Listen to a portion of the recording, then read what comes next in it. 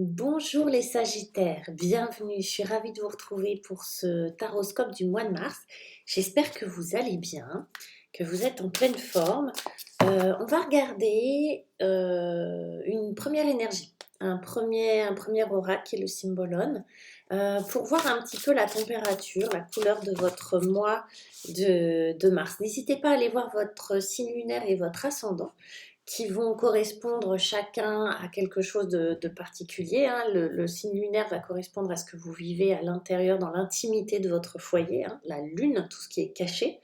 Et l'ascendant va plus correspondre aux interactions que vous avez socialement avec les autres, dans le travail, etc. Allez, on y va et on regarde quelle est la couleur de votre mois de mars pour vous les Sagittaires. Le signe, waouh, nous annonce un ange. Ok, sous le signe de l'ange du poisson. Là, on va avoir une couleur très douce, très intuitive, très créative, très bienfaisante, un petit peu à l'image. Elle nous fait penser un petit peu à la tempérance dans le tarot, hein, cette carte. C'est une carte qui vient nous mettre de l'huile dans les rouages, passer un baume sur nos émotions, apaiser, guérir. C'est une carte qui vient nous annoncer que le temps de la lutte et de la bataille est terminé, qu'on va pouvoir profiter d'une accalmie, d'une saison, d'un mois où les choses vont être plus faciles, plus douces, plus rondes, plus lumineuses sous certains aspects. Alors, on va voir un petit peu avec le tarot et on va utiliser le tarot Marseille Waite pour voir un petit peu ce qu'on nous en dit de tout ça, les Sagittaires. Alors, la première carte va être l'énergie qui va ressortir, celle qui, de base, celle qui va être très présente, celle qui commence, et on a le chariot.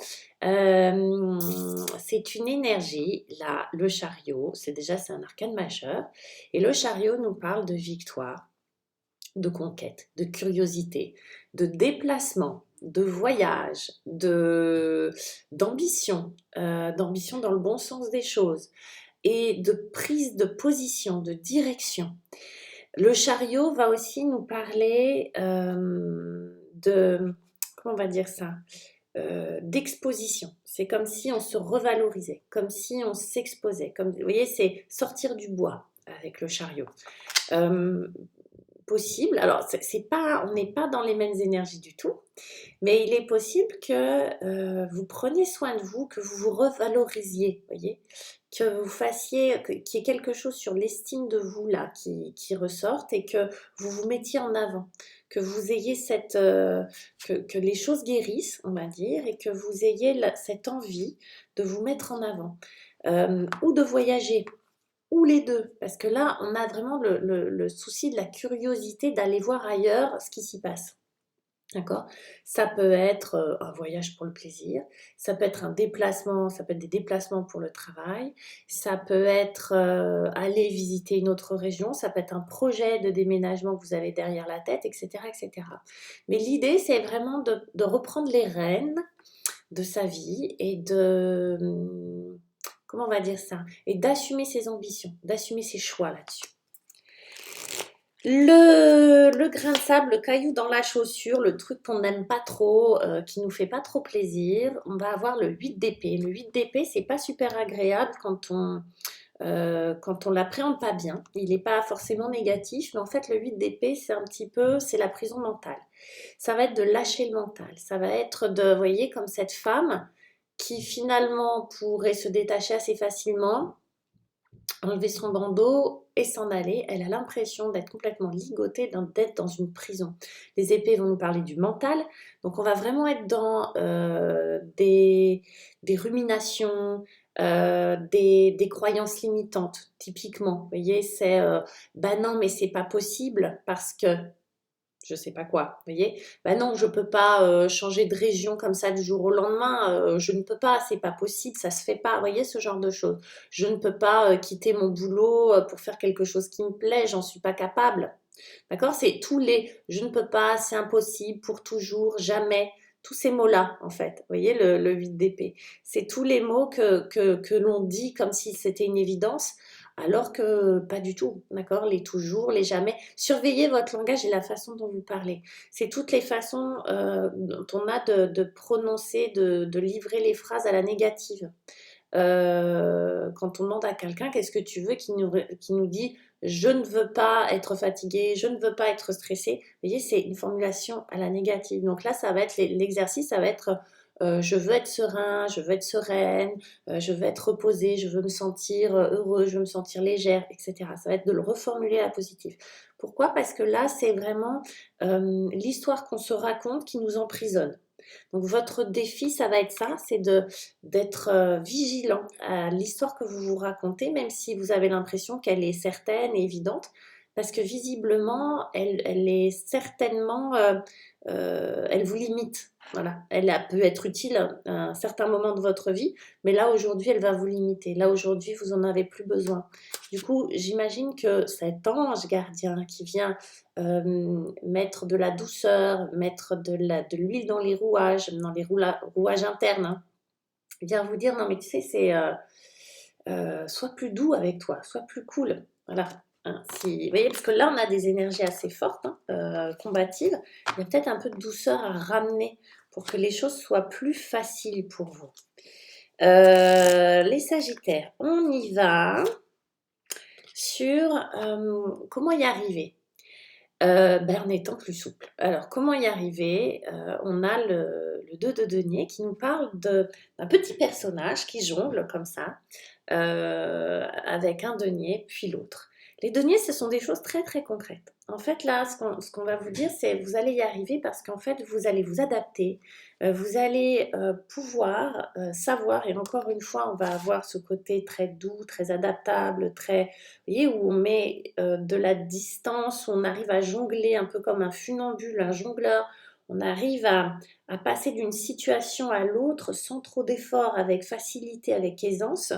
Là, vous allez donc jongler avec, pour moi, peut-être des valeurs, des croyances, d'accord? Vous allez passer d'une croyance à l'autre, comme si vous faisiez ce petit exercice de OK.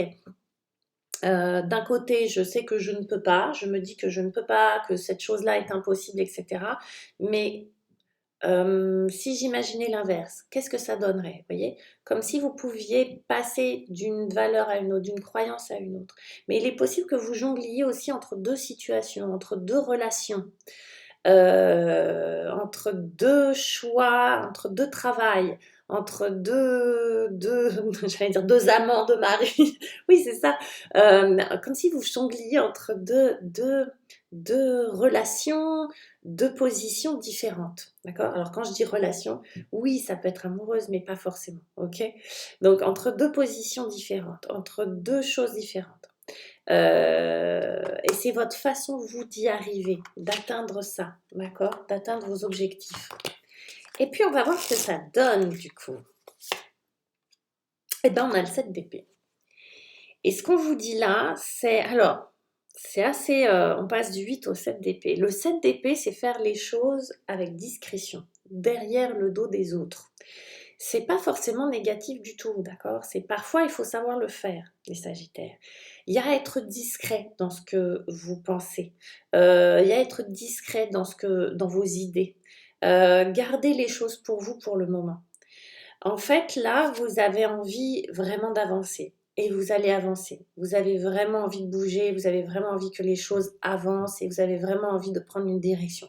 Peut-être pour certains, vous ne savez pas tellement quelle direction prendre, ou bien vous savez, mais vous vous sentez entravé parce que, voilà, il y a des ruminations, il y a des choses qui vous prennent la tête.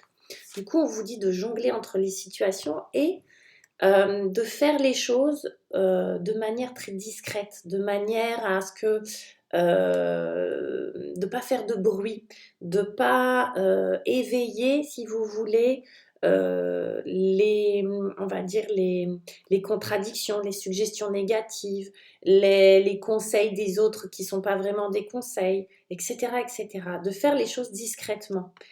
Et cette carte-là, depuis le début, moi j'ai l'impression qu'on vous dit, c'est pour vous aider, d'accord? Et on vous dit, vous inquiétez pas, vous êtes guidé, vous êtes aidé quelque part. Vous avez un ange gardien derrière vous qui va venir apaiser un petit peu les choses. Pourquoi je dis ça? Parce que en d'autres decks, vous avez en plus le 5 de bâton qui dit, ouais, vous allez devoir vous battre un petit peu, il peut y avoir du conflit dans lequel vous serez pas vaincu, hein, mais il y aura peut-être du conflit. Du coup, faire les choses le plus discrètement possible et être le plus adaptable possible, vous les Sagittaires, sur ce mois de mars, de vous reposer pour que vous puissiez vraiment atteindre vos objectifs qui sont quand même ceux-là. Moi, j'ai l'impression que vous savez très bien ce que vous avez en tête et que vous avez des petits obstacles là. On vous dit d'y aller avec rondeur, souplesse, de pas trop la ramener. Et puis, s'il faut monter au créneau, ben, vous irez, hein, les Sagittaires.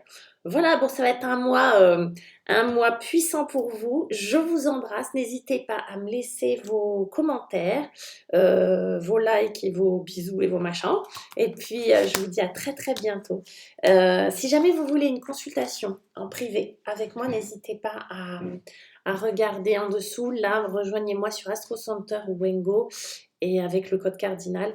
Et ça, je me ferai un plaisir de vous faire une petite consultation. Voilà, je vous embrasse. À bientôt. Salut, salut. Ciao.